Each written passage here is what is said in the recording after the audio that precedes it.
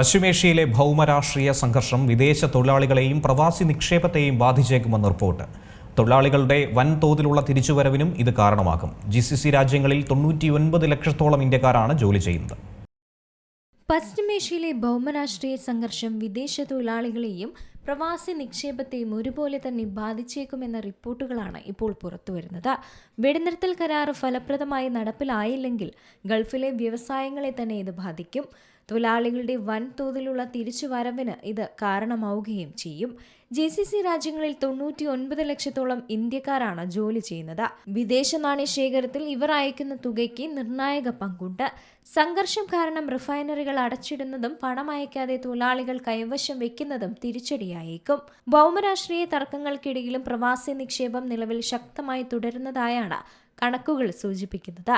ധനമന്ത്രാലയത്തിന്റെ കണക്കനുസരിച്ച് 2025-26 സാമ്പത്തിക വർഷത്തിന്റെ മൂന്നാം പാദത്തിൽ ഇന്ത്യയിലേക്കുള്ള പ്രവാസി നിക്ഷേപം 3.41 ലക്ഷം കോടി രൂപ, അതായത് $36.9 ബില്യൺ ഉയർന്നു. മുൻവർഷം ഇതേ കാലയളവിൽ ഇത് 3.25 ലക്ഷം കോടി, അതായത് $35.1 ബില്യൺ ആയിരുന്നു. നിലവിൽ സുഗമമാണെന്നും പണപ്പെരുപ്പ ഭീഷണി ഉടനെ പ്രതീക്ഷിക്കുന്നില്ലെന്നുമാണ് സർക്കാർ വൃത്തങ്ങൾ വ്യക്തമാക്കുന്നത്. ഇന്ത്യയുടെ മൊത്തം പ്രവാസി നിക്ഷേപത്തിന്റെ 38% ലഭിക്കുന്നത് GCC രാജ്യങ്ങളിൽ നിന്നാണ്. ലോകമെമ്പാടുമുള്ള ഇന്ത്യൻ കുടിയേറ്റക്കാരിൽ പകുതിയോളം പേർ താമസിക്കുന്നതും ഈ മേഖലയിൽ തന്നെയാണ്. യുദ്ധം തുടരുന്നത് തൊഴിൽ വിപണിയിൽ വലിയ പ്രത്യാഘാതങ്ങൾ തന്നെ ഉണ്ടാക്കിയേക്കും. നിലവിൽ 6 GCC രാജ്യങ്ങളിലായി 1 കോടിയോളം ഇന്ത്യക്കാർ താമസിക്കുന്നുണ്ട്.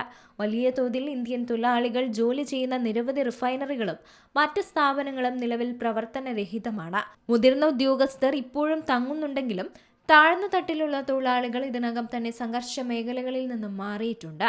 അനിശ്ചിതത്വം നീണ്ടാൽ ഇവർ ഇന്ത്യയിലേക്ക് തിരിച്ചു വരുന്നത് ആഭ്യന്തര തൊഴിൽ വിപണിയിൽ സമ്മർദ്ദമുണ്ടാക്കിയേക്കും.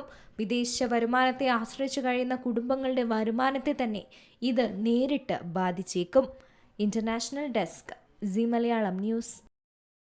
ഏറ്റവും പുതിയ വാർത്തകളും വിശേഷങ്ങളും വിരൽത്തുമ്പിലറിയാൻ സീ മലയാളം ന്യൂസ് എല്ലാ ഡിജിറ്റൽ പ്ലാറ്റ്ഫോമുകളിലും ലഭ്യം.